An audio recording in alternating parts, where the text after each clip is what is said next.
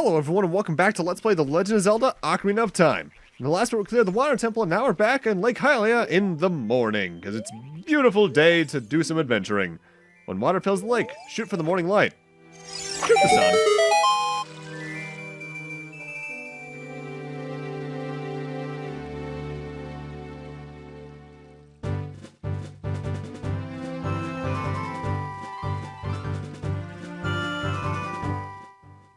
Now, notable, that doesn't have to be exactly right here, right now. I think you can technically do it any point when the sun rises. It's just that you can only reach this place either when the water is filling the lake or by using the Scarecrow song in tandem with, I believe, the long shot. But we get the fire arrow. Set it to C and your arrows will be powered up. Now can light things on fire or something along those lines. Starting forward, you're going to be using fire arrows relatively often, especially in the next dungeon. Whoa, frame rate. And because of that, you're going to be using a lot more magic. This is the main reason I recommend getting the Great Fairy of whatever the hell back in Death Mountain Crater to raise your magic meter. Even if you're doing like a casual playthrough. With that though, before we progress on with some side stuff before doing some more plot stuff even, there's one more thing we all want to do here in Lake Hylia, and that's climb this tree, as there is a gold Skulltula on the top of the trunk. This is a relatively specific positioning you need to hit, though, as you need to, like, climb up the branch, and then climb up even further up the branch, so that you are about eye level with it, and then hit it with the long shot from there. With that said, one of my favorite views in this game, if you can call much of this game a view, is to just stand on top of this tree with the sunrise. This game isn't awful looking, just very dated looking, and there is a distinct style to it.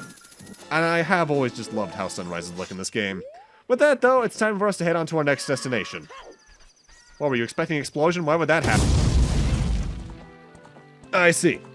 But with that, our next destination is Kakariko Village. And I gotta say, I love this town. It's just such a warm place. Why would you ever not have a burning passion for this town, really? Oh dear, I regret what I said immediately.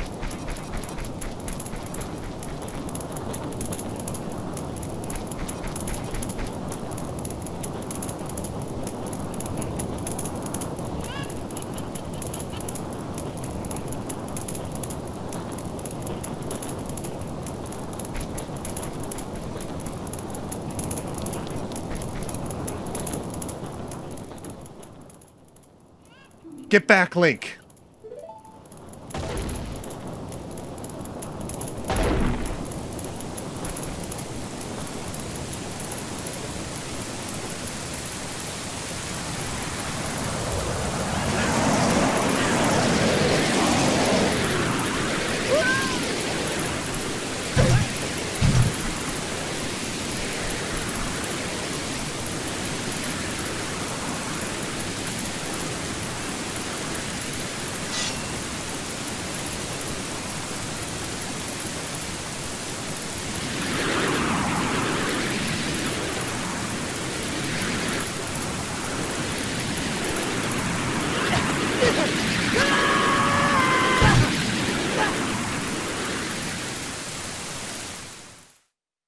Oh, that happens.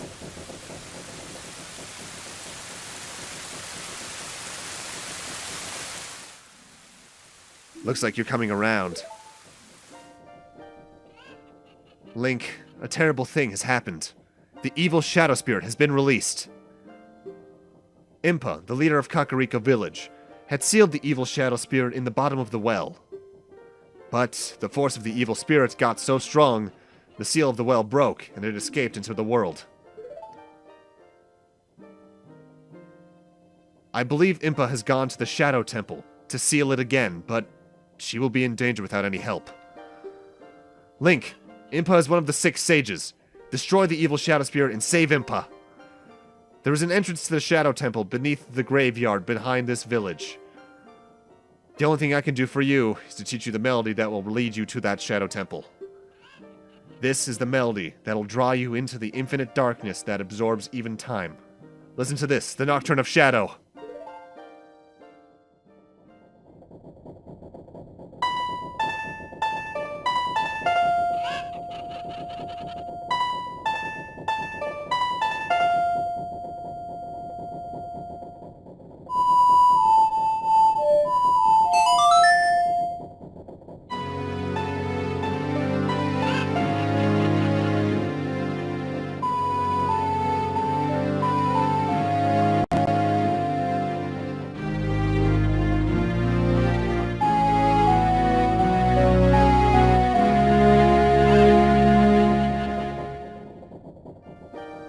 You have learned the Nocturne of Shadow. Let me take care of the village. I'm counting on you, Link. Sure thing, buddy. Also, that is probably my favorite song in the game, out of the Warp songs at least. There's just something very relaxing to that tune. With that, we now can technically access the next dungeon, but we want another item before we can actually do anything in there. You don't need it, but it's gonna make things a hell of a lot easier in there. But we can't access the bottom of the well as an adult, because that is our next destination. So that comes to the logical conclusion of we need to head back in time to be a child. With that said, before you do that, I recommend you head into the windmill if you haven't yet, and get the Song of Storms, as you're going to need it for upcoming stuff. With that said, let's now head back to the past to play the shitty games that suck ass, I guess. I was gonna make an angry video game nerd joke, but that kind of fell apart on me as the joke progressed. Oh well. Now, since this is our first time heading back to Child Link, since not long after the Forest Temple, there is notably another item we can get now that we have the Song of Storms. Over here by the entrance to Hyrule Castle that we went into back in part 3's ending, I think, there is a tree over here that we couldn't really do anything with at the time, and that's because the thing we need to do isn't with the tree itself, but with a grotto located beneath it. But this is not a grotto that opens up with bombs. You need to use the Song of Storms to open it. There's a couple of these throughout the world, though I want to say this is like one of the 2 or 3 you need to do anything with for 100%, if even. And as you might hear, behind this bumpable wall, there is a wall with a Skulltula as well as a Gold Skulltula. It's a bit weird having to throw the boomerang again after so long, but oh well. I forget what's behind the other 2 walls, honestly. Part of my brain thinks there might be a chest that contains rupees. Another part thinks there might be a business scrub or a cow. It's not important, though, because you're seldom over in this direction. Next up, we want to head over back to Zora's River. As you may remember, well, the first time we were in this area, what was that, around part 10 or 11, somewhere around there? I mentioned that there was a log in the central portion of this area that was technically part of a side quest we could have started back when, but we can't complete it until you have the Song of Storms. In fact, not until you have a lot of songs. As you may have noticed back when, Navi turns green when you're right next to it. This is my goal. If we go up to it and press the Ocarina, some frogs are looking at you from underwater. Now to start, let's play the Song of Storms, as this is the quick and easy thing to do. Wow, that melody is so cool, Ribbit. Singing in the rain, oh what a feeling, Ribbit.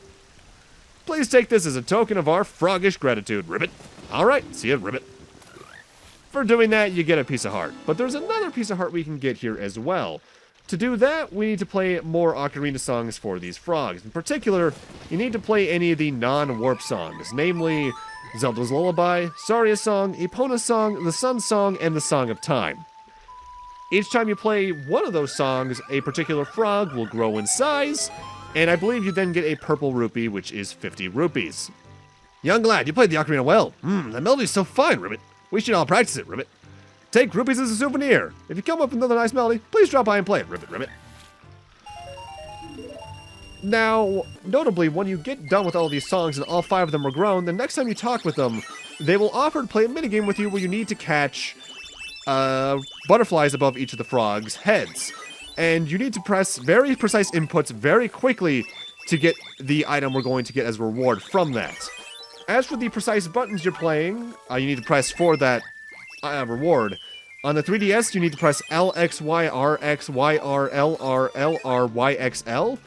But it's a bit different here on N64 because of the buttons. Look at us, we're all huge frogs. We're the world-famous fabulous 5 froggish cheddars, Ribbit. Make us jump so we can eat the bugs flying above us, Ribbit. Okay, then ready, set, go. The inputs are very precise, and if you even hesitate for more than a second, you fail. Young boy, you did great. Perfect. We are stuffed, Ribbit. Would you take this token of our gratitude? for doing this, you get another piece of heart, and this completes another heart container for us. On the N64, what you need to press there is A, C left, C right, C down, C left, C right, C down, A, C down, A, C down, C right, C left, A. Do that really quickly, and you should get the reward, of course. Now, here we are in Kakariko Village as a child, where we need to be. But the thing is, the well is still filled with water, as you can plainly see. So we need to drain it somehow. Now, you might recall, the guy who taught us the Song of Storms said that some kid came here 7 years prior and played the Song of the Storms, messing up the windmill for the first time. Time to complete a time loop bootstrap paradox with no known starts. I'm not even going to get into the...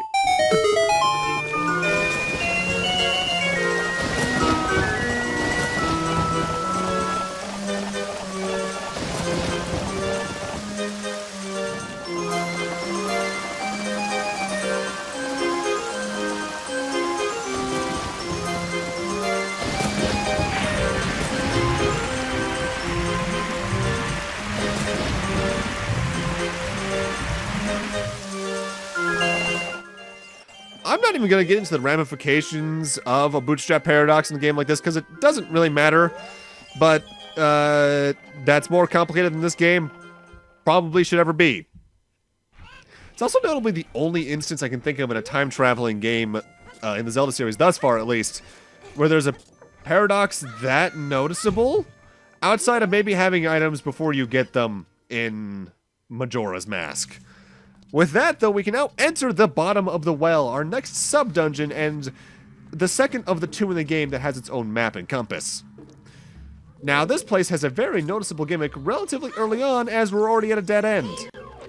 It's not quite a dead end, and for some reason you can't walk past this Skulltula. I'm just going to place a bomb here. Have fun with that, Spider. Let's talk to the dead here for a moment with Navi. I can hear the spirits whispering in this room. Look for the Eye of Truth. That's what they're saying. Okay? Well, the Eye of Truth hints the fact that there's fake walls everywhere. There is fake walls and floors throughout the bottom of the well constantly, even on the areas we're right next to. It's just best to walk through the water for right now, despite there being a giant bubble flying around, as it's the only place you're consistently safe from not falling into a hole. This wall, it says something here. Danger below. That's what it says. So there's a hole somewhere around here you can fall into.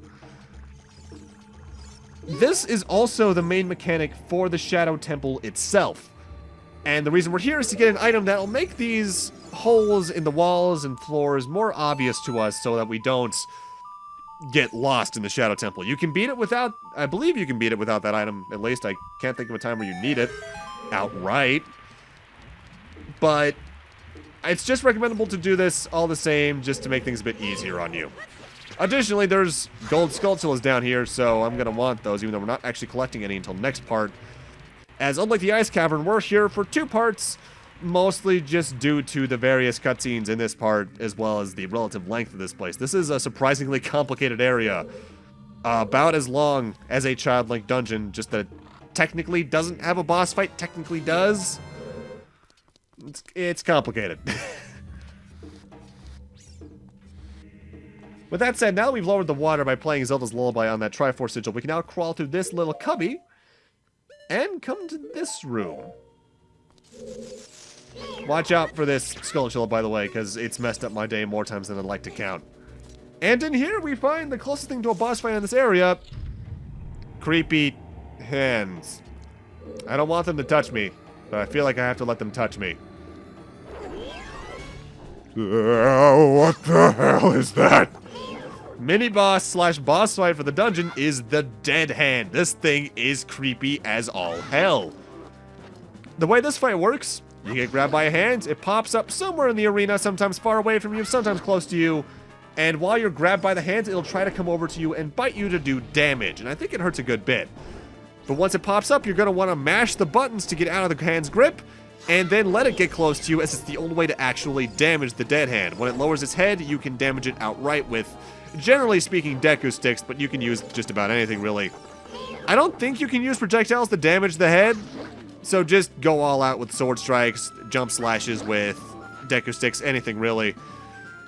The big thing to note is that you need to be around the distance I just was at to actually damage it. Otherwise, if you back up, its head will just go right back up into the air, and you can't really do anything with it at that point, can you? After a certain amount of hits, usually I want to say about 6 damage, I believe, it does run away and go back underground, so you need to just bait it back out again, which is kind of tedious. But the fight itself isn't honestly all that hard. It's scary for first-timers, because this thing is just a giant bulbous mass of flesh, essentially.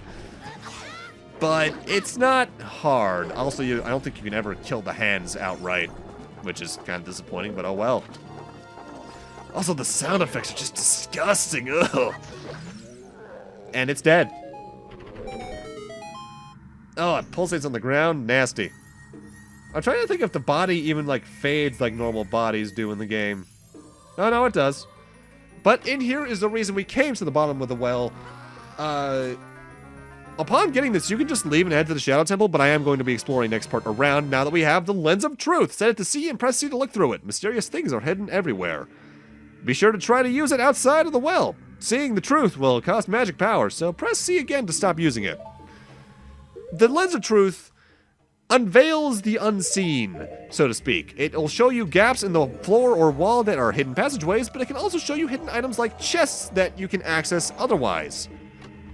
You can technically access anything that's seen through the eye of the Lens of Truth without it, such as that chest you can grab without it. It's just you won't know it's there without it otherwise. But with that, I'm going to need to end this off here. Thank you guys for watching, and in part 27, we're going to be exploring around the bottom of the well, grabbing the gold sculptures and chests here in the process before moving on to something else. I forget what. See you guys then!